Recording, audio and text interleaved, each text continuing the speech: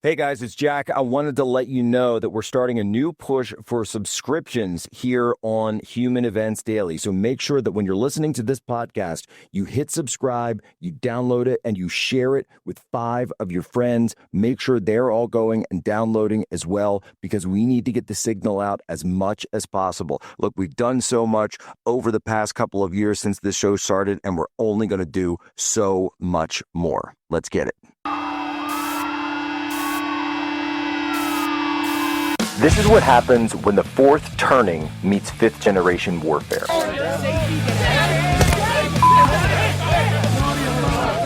A commentator, international social media sensation, and former Navy intelligence veteran. This is Human Events with your host, Jack Posobiec. Christ is king. Todd Blanche is officially the U.S. Attorney General. After months serving in an interim capacity, the U.S. Senate voted to confirm him early this morning. Clearly, the Republicans are already trying to paint victories like Abdul Saeed and others as the Democrats have gone too extreme. Or what do you? It's nonsense. I mean, look, even he's not even a member of the DSA. I think this notion of insurgency over incumbency is the real message here. And people just want fighters. They want people with conviction, strength, clarity, people that get it, want to get things done, and they're done with the status quo. And I totally respect that. I've long felt like I've been an established insurgent. I've always had that mindset. They, them, energy. They, them, energy. They, them, energy. I would absolutely dispute the claim that we opened the borders under Joe Biden, and I would absolutely dispute the claim that that is why Donald Trump got elected a second time. I think what is happening is that we're concentrating wealth in the hands of the few. That's without a doubt what's happening, and that's creating wildly unequal economic conditions. That's creating a totally unstable political system. They, them, energy. And actually, Sarah and I like each other. I don't know about the First Lady and the President, but from what I've heard, it's a bit of a rocky road.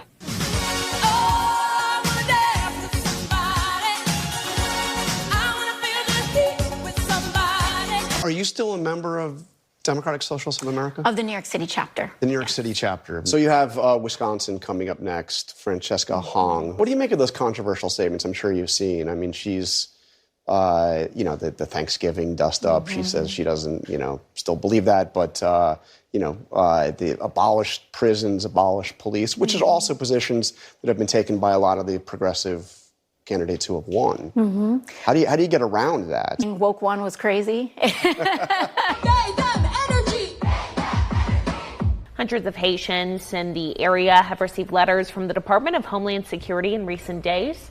Those who've reported to ICE offices after receiving the notices have been outfitted with ankle monitors that allow authorities to track their location. As you may recall, back in June, the U.S. Supreme Court ruled that the Trump administration is allowed to cancel temporary protected status specifically for Haitians and Syrians, but that is a decision that ultimately affected people from other countries. Ladies and gentlemen, welcome aboard today's edition of Human Events Daily. Today is August 10th, 2026, Anno Domini. We're here live in Washington, D.C. And boy, oh boy, have the DSA Democrats really been bringing it this past weekend. And they're bringing the they-them energy. And you've got Abdullah El Sayed with his obviously gay TikToks that he's putting out there. But, I'm sorry, Vex. I'm sorry. I just got to say it. Straight men do not do that. Straight men do not do that. But what did we see down in Springfield and in the Springfield area of Ohio this past weekend? Oh, yes. Oh, yes. What did we see, ladies and gentlemen? Because it has finally begun. And it's amazing because no one else in conservative media is even talking about this. You've got guys who would rather flame out in these podcast wars and just be complaining and bickering all the time. But let's actually focus on what's happening on the ground, shall we? Because what is happening on the ground, I'll tell you right now, the Haitians are getting out. The Haitians are on the way out. And here's what's big, all right? So the way it works is this, and this is how I understand it, that every Haitian that has now lost TPS, and we know, of course, the Springfield, Ohio area and Blue Ash, Ohio. There's a couple of different towns down there. Every Haitian down there is now starting to get summonses where they have to go and report to their local ICE office. And why is that? They don't have legal status. They don't have legal status to live in the United States or be in the United States anymore. They do, as Joshua Lysek, a Dayton, Ohio native and the author of the upcoming book, Haitians of Springfield, has written that he says that his sources on the ground are telling him that it is simply not legal to stay in Ohio or stay in the United States if you were a Haitian on TPS. So what does that mean? The Haitians are being brought down to the ICE offices and they're being given a choice. They're being told, number one, you can have, as an offer, right? You don't have TPS anymore, done, it's gone. But we understand that puts you in the lurch, and here's what we're going to do for you because we are compassionate people. They're offering them one chance for a one-way trip home, direct flight home, free ticket, and $2,600 cash to go back to Haiti. Now, some of them have taken it. Others have been directly deported. But there are some that are still working their way through the deportation process. They have courts involved. There's due process involved. They haven't been able to get all of them. Some of them directly have asylum claims. They're working through the courts. So what do you do? What do you do with someone who is in the country, doesn't have legal standing to be in the country, but are waiting for their process? They say your other option, which is your choice, by the way, your choice, is to take this ankle monitor, and with the ankle monitor, you are then restricted to a 75-mile radius. You have to check in, and you have to wear the ankle monitor at all times. And they are, in fact, choosing their ankle monitors. Folks, the Haitians are getting ankle monitored. Don't let them tell you that elections don't have consequences. And the fact of the matter remains, the people of this country will decide who gets to be here and who doesn't. Not the elites, not the neocons, the people. We'll be right back, Jack Posobiec, with more Human Events Daily.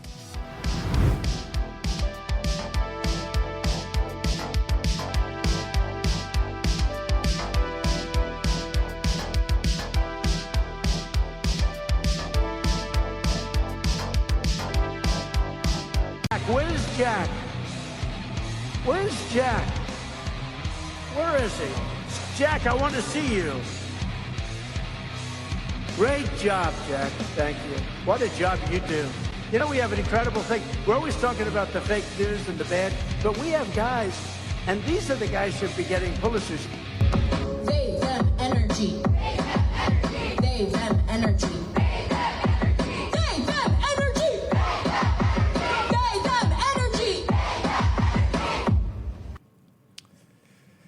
All right, folks, we're back. We're back with the they, them energy, baby. Folks, all summer, we've been celebrating America at 250, covering events, joining festivities, and honoring the greatest country in the world. But here's the crazy part.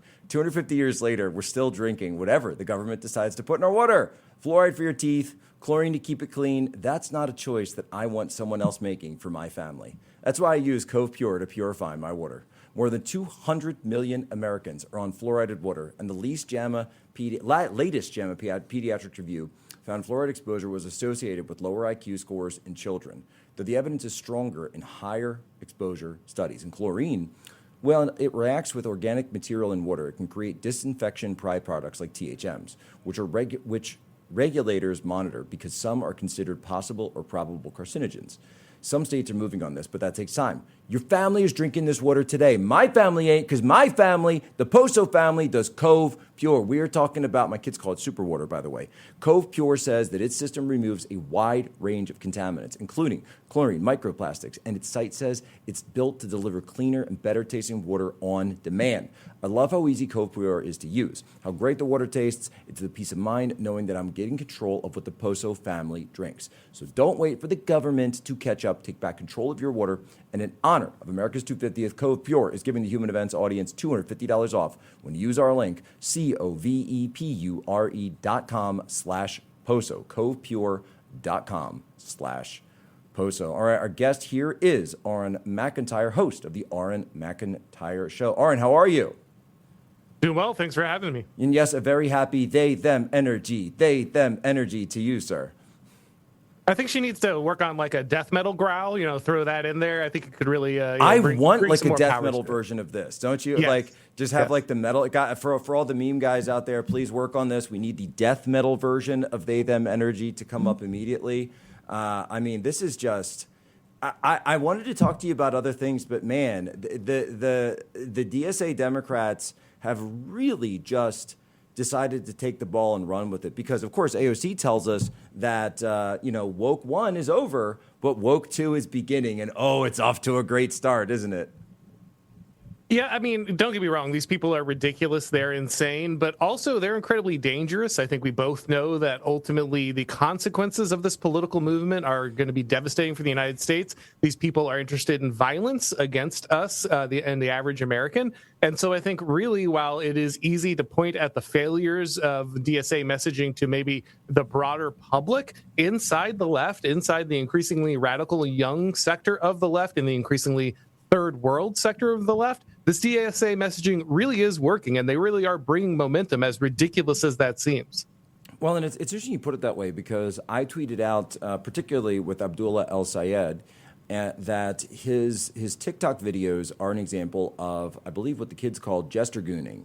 And, of course, jester gooning is when you sort of clown around in front of girls. In this case, he's clowning around in front of men, a lot of men, and he's dancing and wiggling his hips in front of men in a very suggestive manner. And it's amazing to see, and guys, if you want to play that B-roll, we can, but Aaron, to your point, this is something that's actually very indicative of a lot of these third world cultures and their politics, isn't it? Oh, definitely. Ultimately, we recognize that the only thing worse than being run by theater kids is being run by third world theater kids. And as what is becoming increasingly clear is while these people taking on all the embarrassing mannerisms of the left, the overperformative theater kid style of American progressives, they're also packing something far more sinister. This stuff isn't just ideological to them. Yes, they do embrace communism, Marxism, socialism, these things, but they do it as a cover for their actual beliefs of ethnic supremacy. These are people who ultimately want your stuff because you're an American, and they think that they have the right to distribute that to people that look more like them. This is not ultimately a deeply ideological move. This is ultimately the adoption of progressivism so they can further their understanding of an ethnic war against the United States. That's the real motivation. So again, this behavior is ridiculous. We can look at it and laugh at it. We should mock these people. They are absolutely insane. But we should also remember that there's a far more sinister agenda behind this. It's not just the clowning. The jester clowning is not all that's happening here.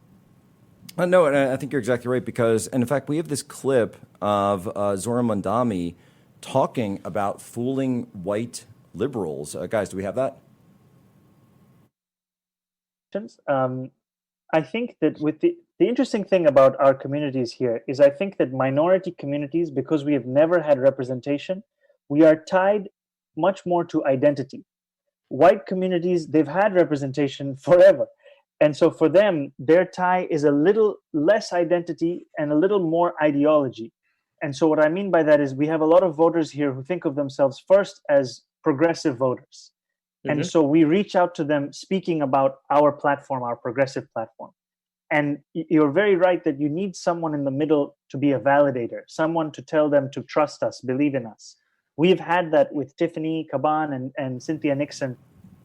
And so you have it right there, Aaron. That's exactly what you're saying. That and by the way, of course, this is exactly what I pointed out to Mamdani's face when I confronted him in the Oval Office.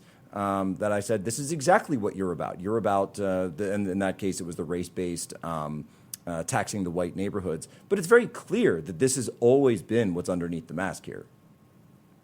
Yeah, absolutely. Again, the ideology is a convenient way to ultimately deceive leftists, to make them believe that there's some kind of real alliance here. Ultimately, the only alliance is groups of people who want to destroy the United States. So that's the only way that you get radical Muslims in the same party with people who want to trans children, because ultimately their goal, whether it be through Islamic, conquest or it be through the castration of American children, they want to destroy the future of the United States. That's what they're here to do. And so they will go ahead and, out of one side of their mouth, tell the nice white liberals, yes, we agree with your progressive Marxism. That's our true priority. That's all we're really about. And then when they turn around and talk to the minorities, they say, oh, no, actually, it's about identity. It's about ethnic warfare. It's about revenge against whites in the United States. That's the true motivation. And so we need to understand, as conservatives try to address this, yes, Marxism is here. Yes, there is a real concern about communism and socialism on the rise on the left. Those are valid concerns.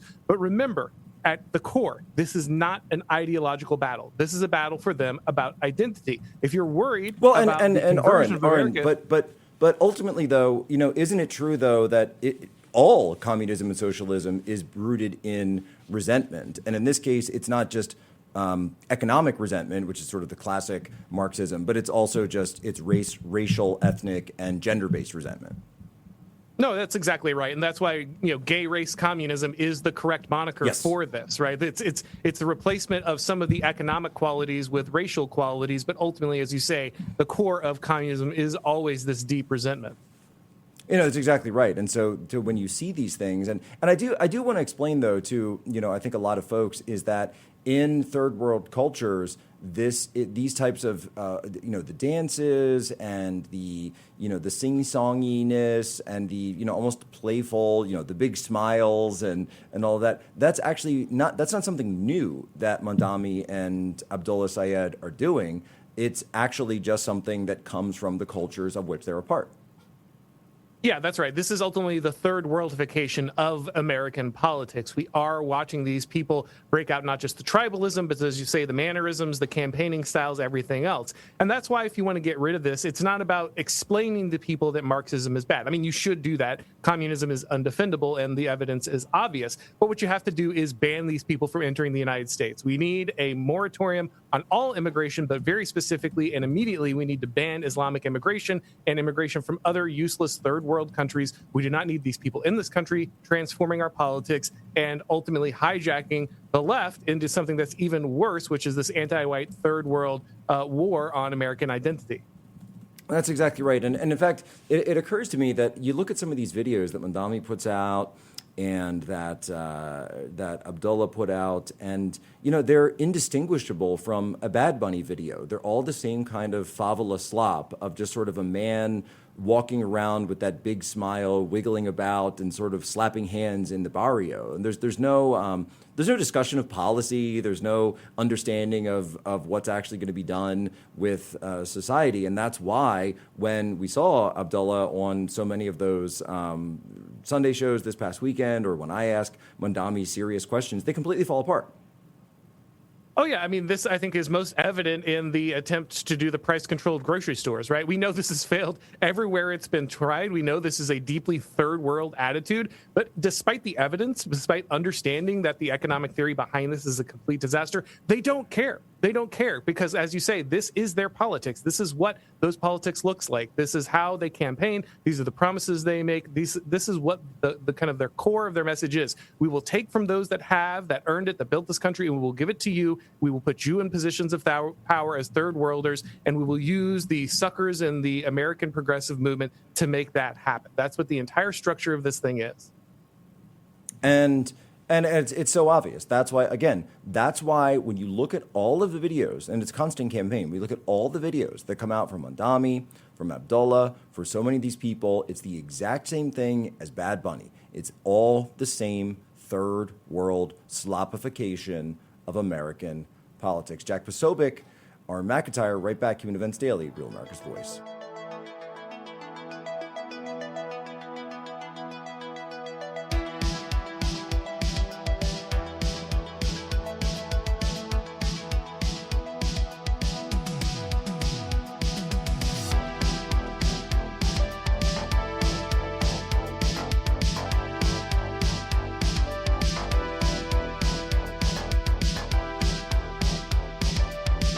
You talk about influencers. These are influencers, and they're friends of mine. Jack Posobiec. Where's Jack? Jack, who's done a great job. They, them, energy. They, them, energy. They, them, energy. They, them, energy. right, Jack Posobiec, we are back live, Human Events Daily. Folks, what happens if someone in your family gets sick at 2 in the morning? Would you rather wait for care or already have the medications that you need? Well, that's why the wellness company created the Medical Emergency Kit, a doctor-prescribed kit containing 8 life-saving prescription medications, including antibiotics, ivermectin, and more, designed to help treat more than 30 common conditions like UTIs, pneumonia, and strep throat. But does having a treatment on hand really make a difference? To answer that question, the wellness company conducted the first study of its kind. Among more than 500 verified medical emergency kit owners, 86% avoided a clinic, urgent care, or hospital, and more than 80% reported meaningful improvement within just 3 days. Simply complete a quick online medical questionnaire. If approved by a licensed physician, your kit ships directly to your door. It's twc.health/POSO if you want to get one for yourselves. twc.health/POSO. And it is, by the way, when you use promo code POSO, $30 off plus free shipping, and kits are available for U.S. residents only. So, twc.health/POSO. We're going to bring Aaron McIntyre, our guest, in here. And Aaron, I do want to drive back because we talked about this so much, this question about the Haitians of Springfield. Joshua Lysak has the book coming out, the incredible book. And you've been talking about it. I've been talking about it. We're starting to see in the news that after the Haitians have lost their TPS protection, which is, again, temporary, right there in the word temporary, that's what the T stands for, that they are now being offered either the choice of a one-way ticket home plus $2,600 cash, or they can get in, if they don't have a deportation order yet, as they await their due process, get the deportation order, they can choose either to be locked up, take the money, or get the ankle monitor. So are the Nothing Ever Happens bros actually going to have to admit that something is happening here? Well, I think that it's often pointed out by myself and many others that we are just unfortunately behind in the number of mass deportations that we have achieved. That said, we have to admit that the Trump administration should get a lot of credit for the amount of work it has done so far. And of course, removing the TPS status from Haitians was a critical part of that. Obviously, that was a big part of the election, the story that went wide after kind of this community was hit so badly by the importations of Haitians. I think the fact that the Trump administration is being rather generous ultimately with ways that these people can leave, the fact that they can get that money, they can get that plane ticket, not have to go through the manual deportation or sit in prison. I mean, I think that is a very generous offer. They should take it. But it is hilarious to watch outlets like CNN write these sob stories about how Haitians can no longer work in their positions as home caretakers or nurses or these kind of things, as if they were guaranteed existence in the United States forever. As you say, temporary was built right into the label. And the fact that this has ended is, well, exactly what was supposed to happen. These people should have never been here in the first place, but I'm very glad that they are now facing the issue where they must leave or there will be serious consequences.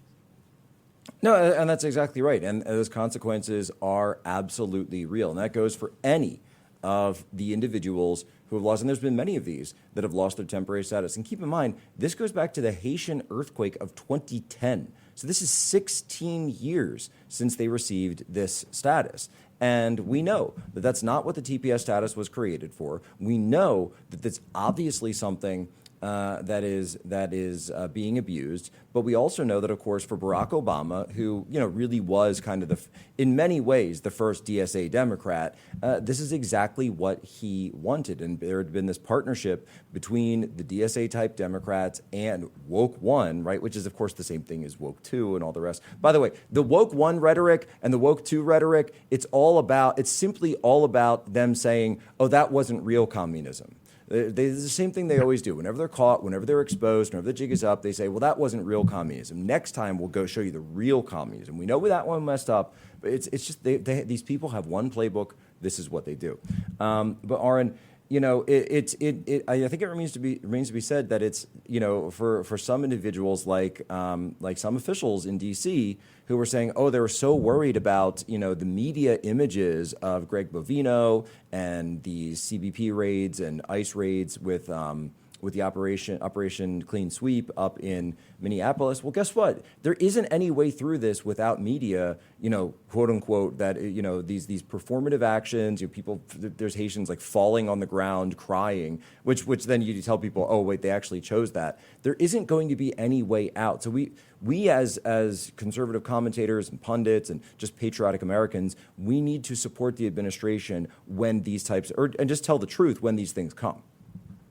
No, that's exactly right. I mean, what kind of person was out there thinking the media was just going to sit there and positively cover as the Trump administration tries to deport 10, 20, 30 million people? I mean, that was obviously never going to happen. They were always going to be negative. They were always going to lie. They were always going to exacerbate difficult situations. And of course, the activists know this. DSA, Antifa types, they go out and they agitate on purpose to try to manufacture the worst possible optics. So you have to understand that this is going to be baked into the cake. The question is our country worth saving? Is it worth saving this country, even if you get a little bit of bad press out of it? I understand that momentarily the deportations could be unpopular if a particular story blows up. But ultimately, the fact that your streets are safer, the fact that your streets are cleaner, the fact that your children's schools are actually educating because they don't need to speak 5 different languages, the fact that your healthcare facilities are not overpacked, the fact that you ultimately have a better country will quickly become apparent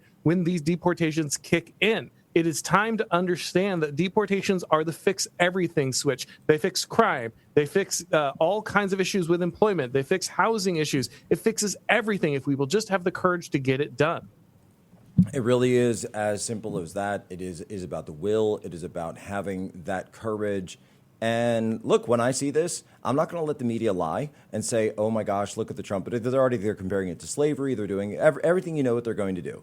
And then you find out, oh, wait a minute, this was a temporary program and they were offered a flight home and they chose this, right? Because they know what they want. It wasn't about getting this temporary shelter. It was about wanting to stay here the whole time. And by the way, Ohio is going to heat up. And I don't know, we may have to look at going to Ohio to show our support for the real citizens of Ohio. Aaron McIntyre, where can people follow you? Thanks for having me. Of course, I have the Aaron McIntyre Show on YouTube and all your favorite podcast platforms, along with Blaze TV, and I'm Aaron McIntyre on X. All right, Jack Posobiec right back. Human Events Daily, Real America's Voice continues. They, them, energy. They, them, energy. They, them, energy. On the faculty of one university is one communist too many.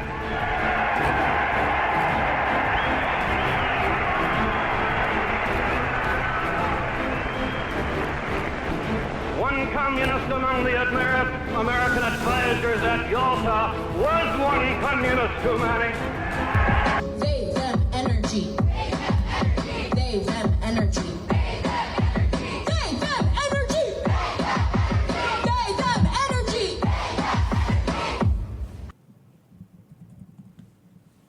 All right, folks, Jack Posobiec, we're back here. Human Events Daily. Allegiance Gold supports our coverage, and we appreciate partners like them who help make reporting like we do possible. It also reminds me that security means different things to different people.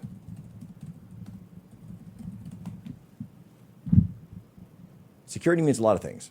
Security is security for your physical safety, your family's physical safety, but also your financial security and your family's financial security. It's important to think about protecting. And I do it a lot as a dad, right? You work hard to build what your family has. You got to protect that, especially when things are feeling like they're getting chaotic out there. And that's why I've been especially thankful for my friends over at Allegiance Gold. Now, we've been working together with them for the past 5 years. And let me tell you something, a relationship like that is not built overnight. They're built on trust, consistency, and showing up for each other. We appreciate Allegiance Gold support, and we're proud to have them standing with us. If you want to learn more, visit protectwithposo.com. That's protectwithposo.com, or call them at 844-577-POSO to learn more. All right, well, we're very excited to have on now the winner, I believe it's District 11, Tennessee 11, the State House primary in the great state of Tennessee. Ladies and gentlemen, Human Events Zone, Kenny Cody, who just won his primary last week. Kenny, congratulations, and take a bow, brother. You deserve it. Thank you, Jack. I told Libby and you both on Thursday nights, one of the reasons that I'm in the position that I'm in is because of human events. It's because of the Christian conservative movement that we have helped start in this country, that we have continued Charlie Kirk's legacy to do.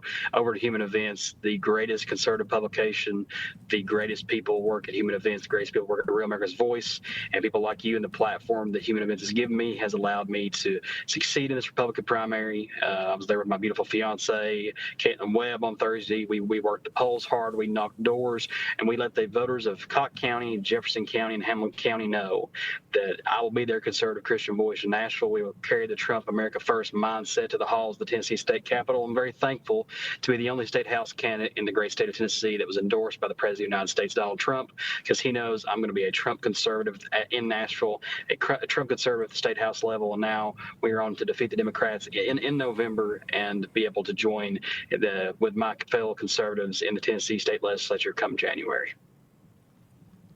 I mean, it's incredible to see. It's amazing to see, Kenny.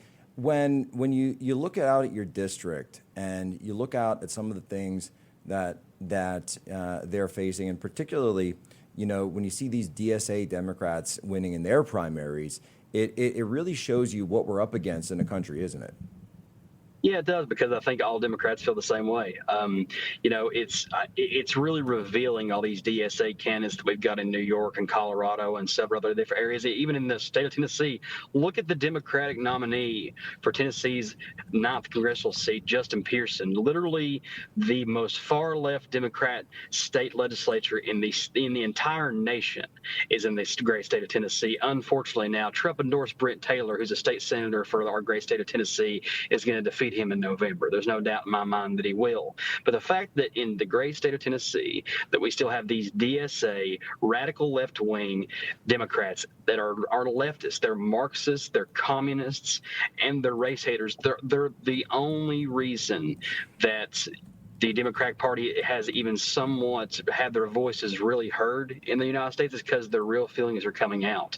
The way the DSA Democrats feel are the true ways that every Democrat feel in the country. They may try to hide it and mask over themselves in these moderate districts like my own here in Tennessee, but this is the way that 95 to 99, if not 100% of Democrats feel in our country, and that needs to be revealed to every voter in the United States, that they are just now trying to see the true colors of the Democratic Party. Well, it certainly is, and it's horrifying to see. But Kenny, of course, this is something that you've talked about for years, something that I've talked about for years. And Kenny, let me ask you this: when you look out there, young voters, young people, what is it about Gen Z that makes them seem, not in your district, of course, but in many other parts of the country, that makes them seem to be more attracted to this stripe of far left socialism? Well, I think we talked about it before, Jack. I think it's the same way to like how Zohran Mamdani used populism in order to try to appeal to younger voters and talking about the issues that they most care about. It's what I've encouraged the Republican Party to do oftentimes, is try to listen to people, try to listen to what these people are struggling with. And these DSA Democrats, these DSA communists try and go out and use these issues to basically stand on the backs of working people and the working class issues and try to find these socialist solutions to them. And the very fact that they're being listened to gives them appeal. And that's unfortunate. No, don't get me wrong. It's very unfortunate that it happens, and it's evil and it's communist. But that's the reason that these DSA Democrats are winning, is because these elitist Democrats aren't listening to working people. The elitist Republicans aren't listening to working people. But with campaigns like I think we have at the state level here in Tennessee, campaigns like mine, Brent Taylor's, and so many, Betsy Henderson's over in Knox County, so many others, I think we're able to listen. I think we're able to use the populist mantras to go out and use those strategies to listen to voters and actually advocate for the positions that people want to see. And unfortunately, the DSA is using these to win primary elections and ousting moderate and establishment Democrats, but they're using these radical left solutions to them, and we have to make sure they're defeated at the ballot box, because if not, they will ruin the country and they will ruin our nation and our culture. Well, that's exactly right. And I do think, I think it stems from an idea about being, it's anti-establishment. I think there's this idea that, they feel like, and I get it, right? I get the pressures, but Kenny, you're someone who's written so much about nationalist populism. And I know you've been out on the campaign trail, but man, this debate is something that's been heating up. They call it the Great Burrito Beef. We were doing that all last week, and so many other things. And look, and I love how you've always put it that it's been the neocons and the elites of both parties that in many ways have economically sold out our country. That's the problem. We don't need to adopt a socialist model. We need to do something about our crooked elites. Absolutely. It's about identifying what issues. I mean, farmers are dealing with vast just economic disparities. We're dealing with housing, the affordability crisis that Charlie Kirk talked about before he was assassinated. There are things that we need to listen to from the working class of our parties, and because of that, and the DSA, that's why they're winning. They're not running necessarily on the socialist communist solutions to these problems. They're running on the problems. They're running on the issues, and we have to pay attention to the issues, just like they are. They're winning primaries because they're listening. And we have to win primaries and general elections because we're listening. Because the Christian conservative solutions, like the ones that I'm trying to run on here in House District 11, are the ways that we win elections. They're the ways that we solve the problems and the affordability, things like the affordability crisis, things like agricultural farmers for farmers at the state level. We have to listen to our voters. If we do not listen to our voters, guess what? They're going to vote us out. And they're going to go to somebody who's actually listening to them. And we cannot allow the Democratic Socialist Democrats to be the ones that are winning that battle. We have to fight, and we have to ensure that we're listening to our working class voters. It's so simple, and it's so simple, and yet, Kenny, the way that you talk about nationalist populism, you outline the strategy, as you've always done, by the way, for years, and that's why President Trump has shared out what you've said. That's why, in many times, I remember even Charlie Kirk shared out what you said, and of course, Charlie, today is 11 months since Charlie was taken for us by someone who, of course, was directly in line with the DSA Democrats. And that's why this movement is so dangerous. And we can laugh at them, and we can mock them, and we certainly will. But at the same time, we have to remember that as they lose, and as they lose harder, they will move more and more to violence, to picking up guns, to attacking people, to attacking ICE, which I predict, by the way, and I'll say this right now, that I predict that ICE in Ohio will be attacked on the backs of this enforcement operation against the Haitians. And I wish it wasn't true. I wish it wasn't true, and I'm sure they're tracking that, and they've got the Joint Terrorism Task Forces, but we know how this goes. We know how this goes. We saw it in Minneapolis. We saw it in New York. We saw it in Los Angeles. It's just going to happen again. Kenny, let me hold you over for one more, because so much of what you're doing offers an antidote and offers a response to what these people, the DSA Democrats, are doing. And Kenny Cody, what you're doing is walking in the same footsteps as Charlie Kirk, with that same plan, offering the same platform, the same agenda, right? Go out there, and you don't have to burn everything down. You can reform things, and you can make it better for the working class. You can make it better for moderate Americans, and you don't need the they-them energy. They-them energy. They-them energy. They-them energy. They-them energy. They-them energy. They-them energy.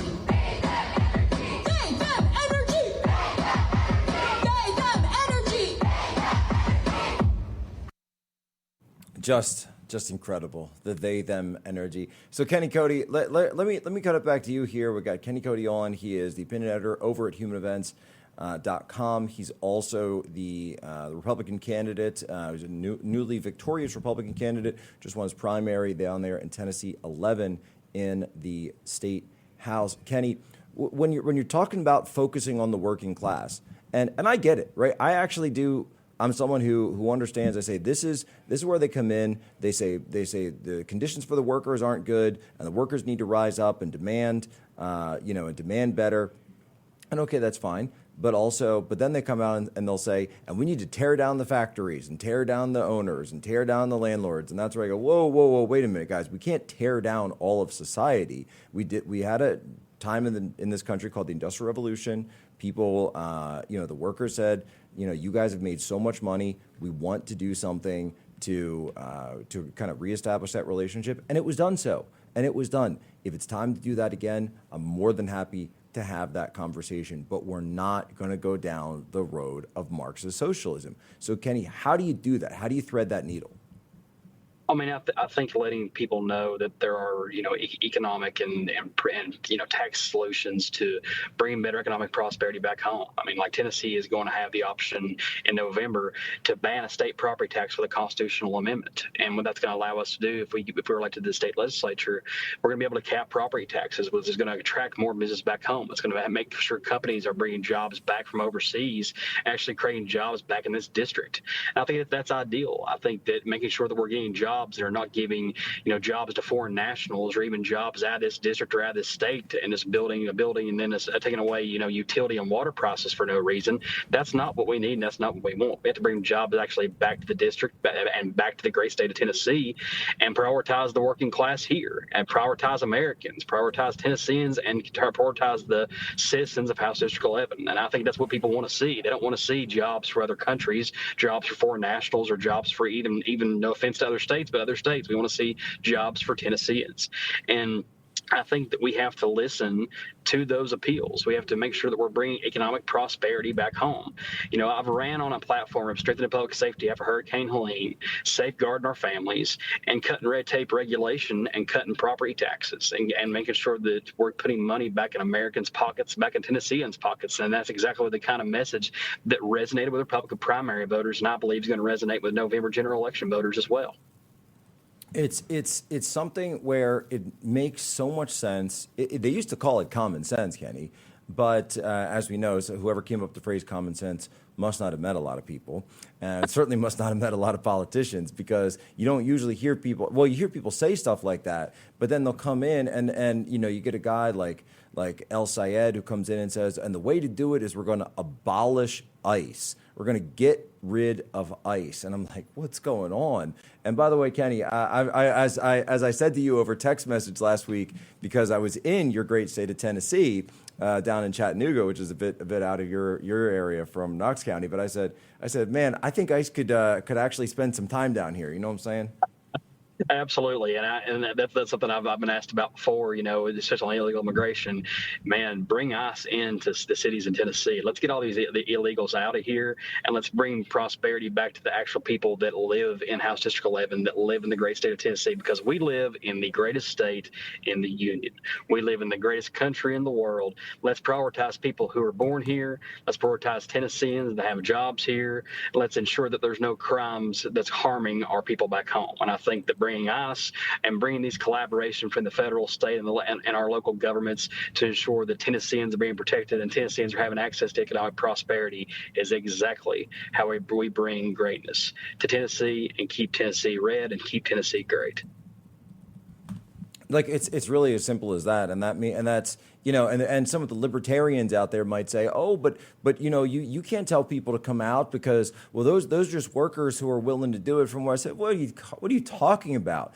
It's basic enforcement of your national sovereignty, basic enforcement of your national laws to protect your own civilians and your own citizens. That's why we have a government in the first place. I mean, it boggles the mind that it's like these people completely forgot the entire idea and the entire concept of a nation. Absolutely. A nation has borders. A nation is its people. And our nation are people like the great state of Tennessee, like the ones here in House District 11, the doors that I've knocked, the business leaders that I have met, and the great working people of my district are exactly the best that America embodies and Tennessee embodies. And that's who comes first, not foreign nationals, not corporations, and not people who hate our country like the Al Said in Michigan. What people want to prioritize, what people want to see is America first, Tennessee first, House District 11 first, and ensuring that we're bringing the right jobs, the right people, the right kind of culture that makes our state great. There's a reason that we're a destination for greatness, and there's a reason that people want to come here, and I don't blame those who want to come here. But if you come to the great state of Tennessee, you better assimilate to our culture just like you better assimilate to the great United States of America.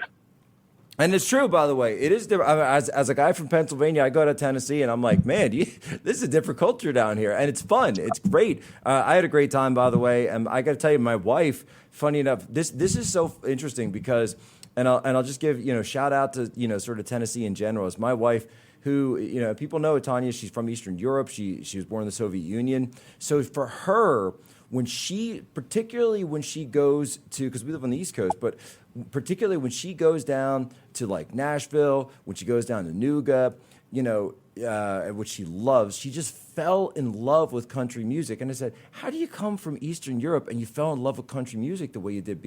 And she said, because to me, that's the real America. And even as an outsider looking in, she says, that's the real America. That's the real deal. And Jack, you and Tanya need to come down to the region of East Tennessee and the Appalachian Mountains. And not only will we can show Tanya some country music, we'll show Tanya some bluegrass, and she'll really fall in love with Appalachian culture. No, I think she will. Actually, I'm a huge fan of bluegrass. I think bluegrass. I will take. Now, this is her and I's argument because I'm always like, when I hear that, it's kind of like the pop country out there. I'm like, I'm not really for it. But then I hear some bluegrass. I hear some like Glenn Campbell or something. I'm like, yeah, that's good stuff.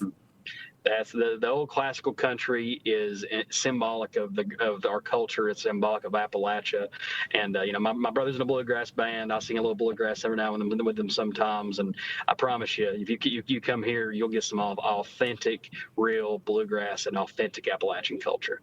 Well, I'll come down, Kenny. By the way, I'm actually being told I believe the president is going live right now. So thank you so much, Kenny Cody. And we are guys. Are we taking that, guys? We're taking that, and I believe we're going now to the president of the United States in the Oval Office.